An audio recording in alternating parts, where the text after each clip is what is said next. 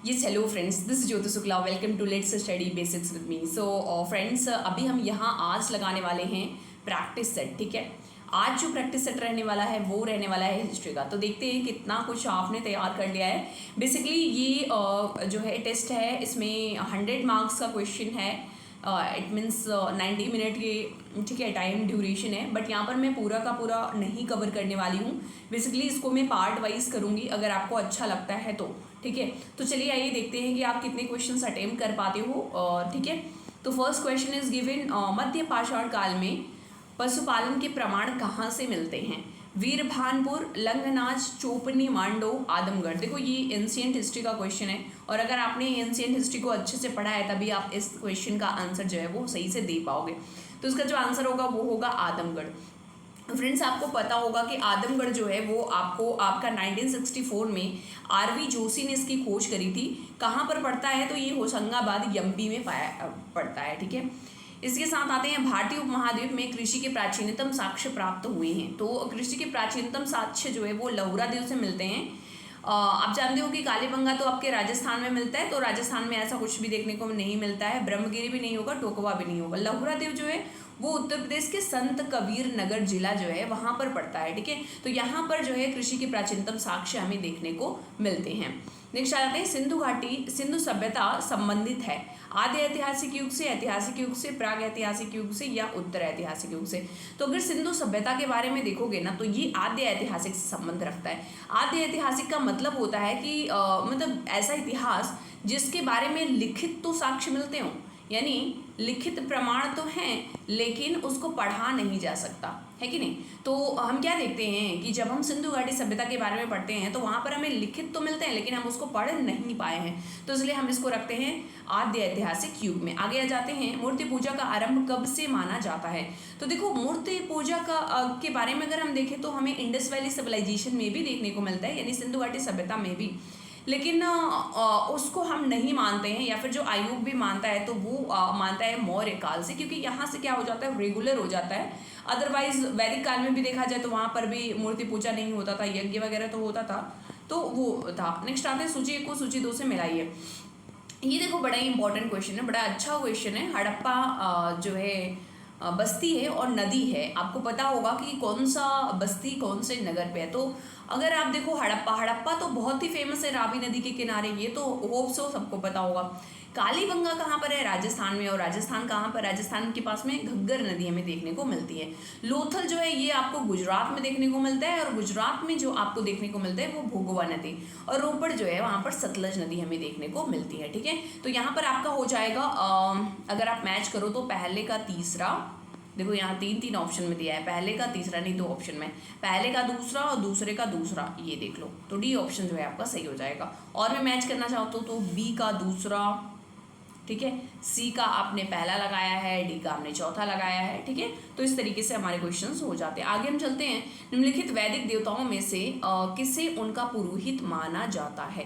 तो किसे पुरोहित माना जाता है? हम जानते हैं कि देवताओं के गुरु कौन थे? बृहस्पति जी थे, आज भी हम मानते हैं। नेक्स्ट है, बुद्ध की मृत्यु के पश्चात प्रथम बौद्ध संगीति की अध्यक्षता की गई। देखो ये 4 बौद्ध संगीतियाँ हुई थी, राइट। ये चारों बौद्ध संगीतियों के बारे में आपको पता होना चाहिए। तो जो पहली बौद्ध संगीति हुई थी उसके अध्यक्ष जो बने थे वो महाकश्यप बने थे। ठीक है, तो ये चारों संगीत, जैसे तीसरा हो गया, तीसरा बड़ा ही इंपॉर्टेंट बन जाता है क्योंकि ये अशोक के काल में हुआ था। ठीक है, पहला किसके काल में हुआ था, चौथा किसके काल में, और कहाँ कहाँ पे हुआ था ये भी आपको पता होना चाहिए। त्रिपिटक निम्नलिखित में से किससे संबंधित है? तो त्रिपिटक आप जानते हो कि जो बौद्ध धर्म है, बौद्ध धर्म का एक महान ग्रंथ है त्रिपिटक। ठीक है, तो ये बौद्ध ग्रंथ है और इसमें जो है उपदेश वगैरह हमें देखने को मिलते हैं। ठीक है, आगे चलते हैं, भगवान महावीर का प्रथम शिष्य कौन था? तो उनका दामाद था जमाली जो है वो उनका प्रथम शिष्य था। पाटलिपुत्र के शासक ने सर्वप्रथम अपनी राजधानी बताई। तो देखो पाटलिपुत्र का उदयन जो था, ये जब आप वो वाले वंश को देखते हो ना, यानी कि अजातशत्रु का जो है वो बेटा था। तो अजातशत्रु का बेटा उदयन था और इसने ही पहले पाटलिपुत्र को अपनी राजधानी बनाई थी। बाद में हम देखते हैं कि मैक्सिमम जो राजा आते हैं वो इसको अपना कैपिटल बनाते हैं। नेक्स्ट आते हैं केवल वह स्तंभ जिसमें अशोक ने स्वयं को मगध का सम्राट बताया है। तो अगर आप देखो भाब्रू स्तंभ, क्वीन स्तंभ, रोमनदेही स्तंभ, मास्के स्तंभ, तो भाब्रू स्तंभ जो है इसको जो है इसी में लिखा हुआ है और ये कहाँ पर पड़ता है, तो भाब्रू स्तंभ जो है वो आपको राजस्थान में देखने को मिलता है। तो काफ़ी ज़्यादा इंपॉर्टेंट बन जाता है क्योंकि सिर्फ यही एक ऐसा जो है ये देखने को मिलता है स्तंभ जहाँ पर कि इन्होंने यानी कि अशोक ने अपने आप को सम्राट यहाँ का बताता है। मौर्य काल में शिक्षा का सर्वाधिक प्रसिद्ध स्थल, देखो अब हम चाहते हैं कि अगर हम थोड़ा सा हिस्ट्री में जाते हैं तो दो ही स्थल थे, दो ही यूनिवर्सिटीज़ थी जो बहुत ही ज़्यादा फेमस थी, एक नालंदा आपका और एक आपका तक्षशिला। तो तक्षशिला उस समय मौर्य काल में तक्षशिला बहुत ही फेमस था और तक्षशिला में ही अब जो मौर्य सम्राट यानी कि जो पहले जो संस्थापक थे मौर्यों के, चंद्रगुप्त मौर्य भी यहाँ पर पढ़े थे। ठीक है, नेक्स्ट आ जाते हैं हम 13वां, गुप्त काल में उत्तर भारतीय व्यापार निम्नलिखित में से किस एक पत्तन से होता था। देखो अगर गुप्तों के टाइम पर देखा जाए ना तो गुप्ता के टाइम पर ट्रेड वगैरह काफ़ी डिक्रीज होते हैं, वहाँ पर उतना ज़्यादा ट्रेड वगैरह मतलब दूसरे देशों से देखने को नहीं मिलते हैं। लेकिन फिर भी अगर हम इन चारों ऑप्शन में देखा जाए तो ताम्रलिप्त जो है यहाँ पर उत्तर भारतीय व्यापार जो है वो होता था। ये सब भी मतलब भड़ौच, कल्याण वगैरह भी थे पत्तन, ऐसा नहीं है कि ये नहीं थे। एलोरा के प्रसिद्ध कैलाश मंदिर के निर्माण में कौन सा शासक वर्ग संबंध था। अब देखो एलोरा का जो कैलाश मंदिर था ना वो राष्ट्रकूटों ने बनवाया था। आपको राष्ट्रकूटों में भी पता होगा कि जो कृष्ण प्रथम था, ठीक है, जो कृष्ण प्रथम था इसने ही बनवाया था कैलाश का मंदिर। ठीक है, इसी के साथ में आपको पता होगा देखो चोल जो थे वो साउथ इंडिया में थे, पल्लव भी आपको साउथ इंडिया में देखने को मिलते हैं, चालुक्य भी जो है आपको चालुक्य, चोल ये आपका राष्ट्रकूट, और इन सब में काफ़ी ज़्यादा जो है क्लासेस वगैरह आपको देखने को मिलते हैं। इसी के साथ में आप त्रिपक्षीय युद्ध के बारे में भी ध्यान रखेंगे जो कि प्रतिहार और राष्ट्रकूट और आपके जो है पाल वंश में देखने को मिलते हैं। ठीक है, नेक्स्ट आते हैं सूची 1 को सूची 2 से सुमेलित कीजिए। तो वाराहमिर, ये देखो काफ़ी अच्छा क्वेश्चन है, काफ़ी मतलब एक बार से अगर आप देखो तो एक बार लग रहा है कि काफ़ी डिफिकल्ट क्वेश्चन है।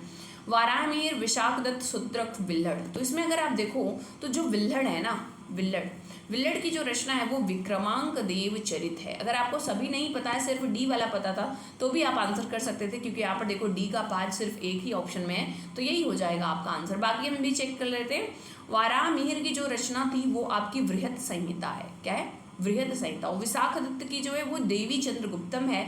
और उसी के साथ में जब हम ए का तीसरा, बी का चौथा और सी का जब हम शूद्रक की बात करते हैं तो ये मृच्छकटिकम जो है ये शूद्रक की रचना है। तो इस तरीके से रचनाएं वगैरह भी हिस्ट्री में बहुत ज़्यादा पूछी जाती हैं कि कौन किसने लिखा था, इस तरीके से। और कभी कभी तो सिर्फ पुस्तक का नाम दे दिया जाता है या सिर्फ लेखक का नाम दे दिया जाता है। तो इस तरीके से देखिए फ्रेंड्स, हम सिर्फ यहाँ पर 15 क्वेश्चन डिस्कस कर रहे हैं और हम थोड़ा सा आपका फीडबैक देखना चाहेंगे कि आपका फीडबैक किस तरीके का है।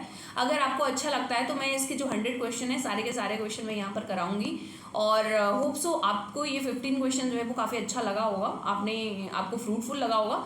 और अगर आपको अच्छा लगता है तो प्लीज़ ज़्यादा से ज़्यादा सब्सक्राइब करिए। और अगर आपने चैनल को जो है सब्सक्राइब नहीं किया है, ठीक है, तो सब्सक्राइब कर लीजिएगा। आप एक बार फीडबैक ज़रूर दीजिएगा कि किस तरीके से आपको ये कंटेंट लग रहा है।